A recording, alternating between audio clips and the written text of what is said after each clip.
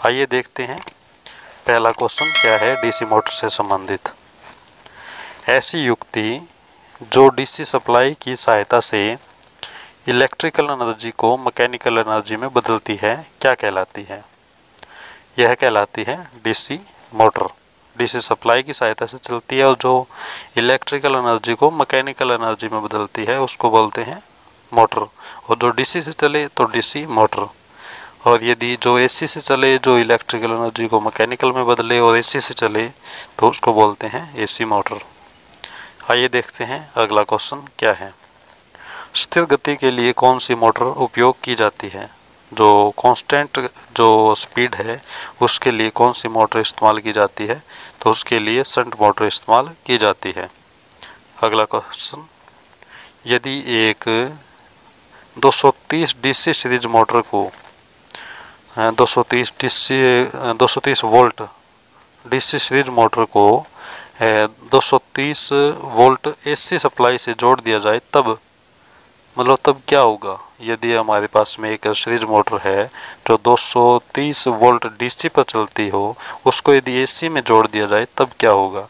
तो उसमें क्या होगा कि उसकी एफिशिएंसी है वो कम हो जाएगी, कम एफिशिएंसी के ऊपर काम करेगा, उसमें स्पार्किंग होने लग जाएगी। यह बहुत ही महत्वपूर्ण क्वेश्चन है। एग्ज़ाम की दृष्टि से हम ऐसे ही क्वेश्चन की उम्मीद करते हैं कि ऐसे ही क्वेश्चन आए और ऐसे ही क्वेश्चन आते हैं। ये वही क्वेश्चन है जो पहले भी एग्जाम में आ चुके हैं। आइए देखते हैं अगला क्वेश्चन। यदि डीसी मोटर का फ्लक्स लगभग शून्य कर दिया जाए तो स्पीड खालिस्तान होगी।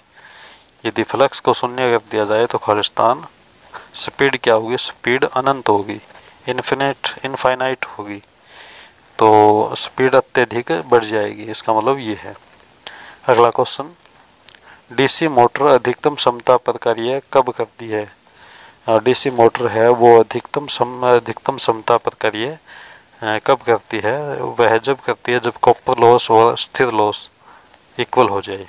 अगला क्वेश्चन, लिफ्ट में कौन सी मोटर इस्तेमाल की जाती है? और लिफ्ट के अंदर कम्युलेटिव कंपाउंड मोटर इस्तेमाल की जाती है, जिसमें कंपाउंड मोटर का मतलब है जिसमें शंट वाइंडिंग और सीरीज वाइंडिंग दोनों होती है। और इसको जैसे आप थ्योरेटिकल और पढ़ेंगे तो इसमें और जानकारी मिलेगी, लेकिन यहाँ पे ऐसे क्वेश्चन ले रहे हैं जो कि सीधे स्टिक हमारे नंबरों की तरफ बढ़े। तो लिफ्ट के अंदर कौन सी मोटर इस्तेमाल की जाती है? Cumulative compound motor. अगला क्वेश्चन, कौन सी मोटर बिना लोड के नहीं चलाई जा सकती? ऐसी कौन सी मोटर है जो बिना लोड के नहीं चलाई जा सकती? तो इसमें है डीसी सीरीज मोटर। कभी भी डीसी सीरीज मोटर को बिना लोड के नहीं चलाना चाहिए। और ये जो क्वेश्चन है ये सबसे ज़्यादा एग्जाम में पूछे जाने वाला क्वेश्चन है डीसी मोटर चैप्टर से। तो डीसी मोटर को कभी भी बिना लोड के नहीं चलाना चाहिए, क्योंकि इसकी स्पीड जो होती है वो अत्यधिक होती है। यह फाउंडेशन को भी तोड़ सकती है और अपने आप को भी नुकसान पहुंचा सकती है, और साथ में यदि कोई कर्मचारी है तो उसको भी नुकसान पहुंचा सकती है। तो बिना लोड के डीसी सीरीज मोटर को नहीं चलाना चाहिए। अगला क्वेश्चन, डीसी शंट मोटर में शून्य लोड तथा पूर्ण लोड पर स्पीड में कितना अंतर होता है? तो इसमें जब डीसी शंट मोटर है उसमें शून्य लोड है और पूर्ण लोड है, उसके बीच में स्पीड का अंतर कितना होता है? सिर्फ 1% होता है। तो इसका मतलब constant speed, DC shunt motor की स्पीड क्या है? कांस्टेंट होती है, वेरी नहीं करती। जब लोड नहीं है और जब लोड है, पूर्ण लोड है, तो उसके बीच में अंतर सिर्फ 1% स्पीड का ही रहता है।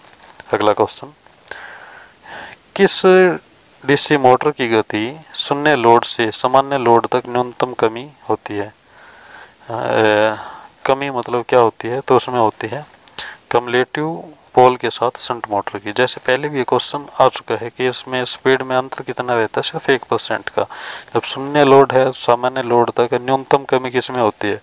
तो वो होती है शंट मोटर में। और इसमें क्या है? कम्युलेटिव पोल के साथ शंट मोटर, ऐसा भी कहा जा सकता है। अगला क्वेश्चन, किस डीसी मोटर की स्पीड फील्ड वाइंडिंग किस डीसी मोटर की फील्ड वाइंडिंग मोटे तार की तथा कम टर्नों की होती है? तो इसमें है डीसी सीरीज मोटर। जैसे डीसी सीरीज मोटर की जो फील्ड वाइंडिंग होती है वह मोटे तार की होती है और कम टर्नों की होती है। इसको याद कैसे करें, जैसे एक शंट वाइंडिंग है और एक सीरीज वाइंडिंग है। तो सीरीज वाइंडिंग है, सीरीज छोटा सा शब्द है तो वाइंडिंग भी छोटी सी होगी। इसका मतलब क्या होगा, टर्न कम होंगे। जब टर्नों की संख्या कम होती है तो ये समझो कि उसकी मोटाई बढ़ा दें। टर्नों की संख्या कम, मोटाई ज़्यादा। और पैरेलल क्या होता है, पैरेलल एक बड़ा शब्द, लंबा शब्द होता है।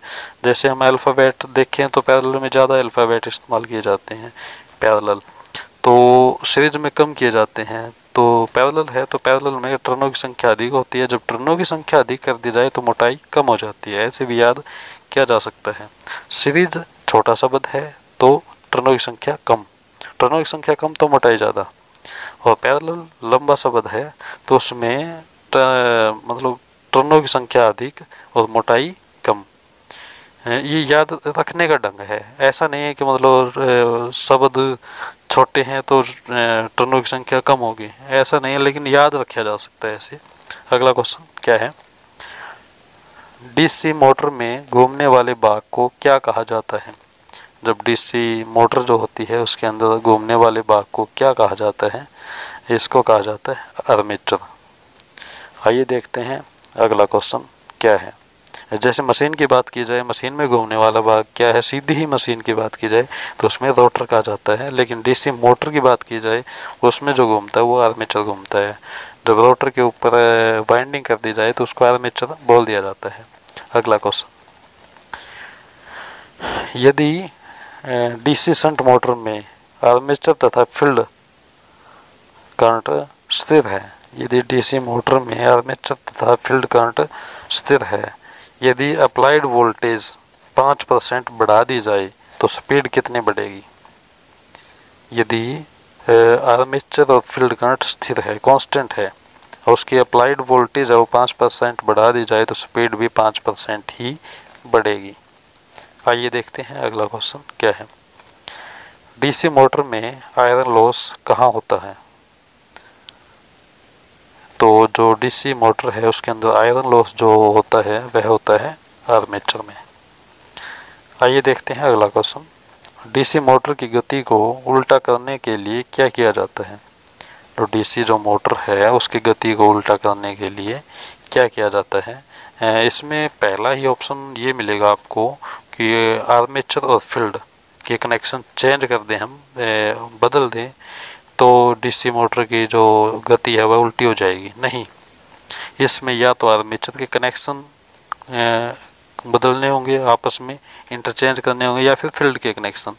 इन दोनों में से एक, या तो आर्मेचर के कनेक्शन चेंज करो या फिर फील्ड के कनेक्शन चेंज करो, तब जाकर के मोटर की स्पीड क्या होगी, वह उल्टी हो जाएगी।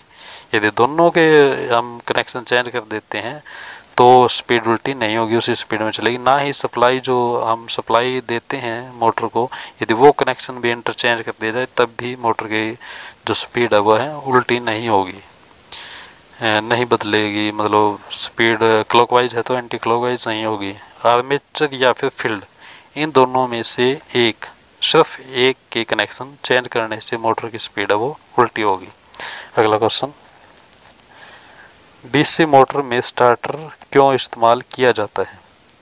जो डीसी मोटर है उसके अंदर जो स्टार्टर इस्तेमाल किया जाता है, चाहे वो 3 पिन स्टार्टर हो, 4 पिन स्टार्टर हो, 4 पॉइंट स्टार्टर हो, 3 पॉइंट स्टार्टर हो, ऐसा कुछ है, तो उसमें क्यों इस्तेमाल किया जाता है। इसमें इसको स्टार्टिंग जो करंट है उसको कम करने के लिए स्टार्टर का इस्तेमाल किया जाता है। और आगे देखिए अगला क्वेश्चन क्या है, लोड बढ़ाने पर कौन से मोटर की स्पीड कुछ बढ़ती है।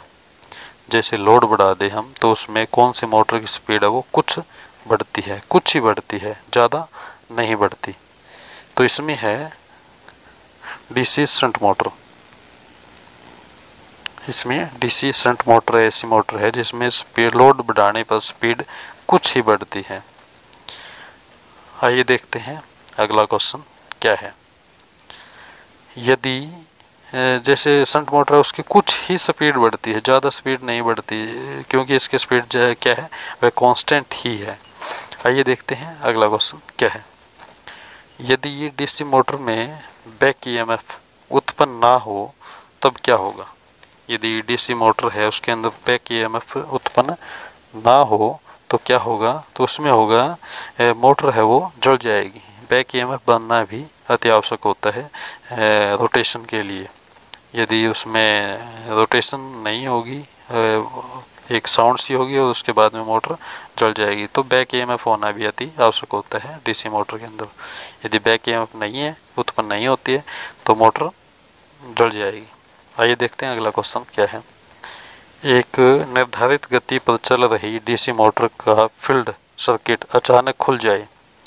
एक निर्धारित गति पर चल रही है डीसी मोटर, यदि उसका जो फील्ड सर्किट है वह अचानक टूट जाए या खुल जाए तो क्या होगा, तो स्पीड अत्यधिक बढ़ जाएगी।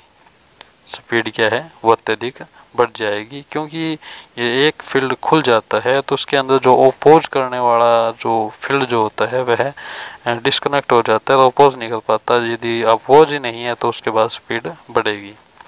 आइए देखते हैं अगला क्वेश्चन क्या है। मोटर में फ्लेमिंग का कौन सा नियम इस्तेमाल किया जाता है। मोटर के अंदर कौन सा और जनरेटर के अंदर कौन सा इस्तेमाल किया जाता है। मोटर के अंदर लेफ्ट हैंड रूल इस्तेमाल किया जाता है। फ्लेमिंग का लेफ्ट हैंड रूल मोटर के अंदर किया जाता है और राइट हैंड रूल जनरेटर के अंदर किया जाता है। इसको जैसे याद रख सकते हैं राजीव गांधी या फिर राहुल गांधी या फिर राजीव गांधी भी हम कह सकते हैं, तो उसमें इसको याद रख सकते हैं। आर आर मतलब राइट हैंड रूल और जी मतलब generator. Right hand rule generator में इस्तेमाल किया जाता है, जैसे Lata Mangeshkar. Left hand rule motor के अंदर एल एम लिख सकते हैं लता मंगेशकर को, एल एम। तो एल से लेफ्ट हैंड रूल और एम से मोटर। मोटर के अंदर लेफ्ट हैंड रूल और जनरेटर के अंदर राइट हैंड रूल। आइए देखते हैं अगला क्वेश्चन क्या है। शंट मोटर में शंट वाइंडिंग होती है।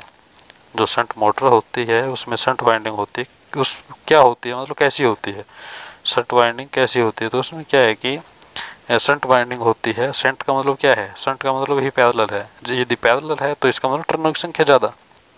टर्नों की संख्या ज़्यादा तो तारें क्या होगी, पतली। पतले तार की अधिक टर्नों की वाइंडिंग शंट वाइंडिंग होती है शंट मोटर में।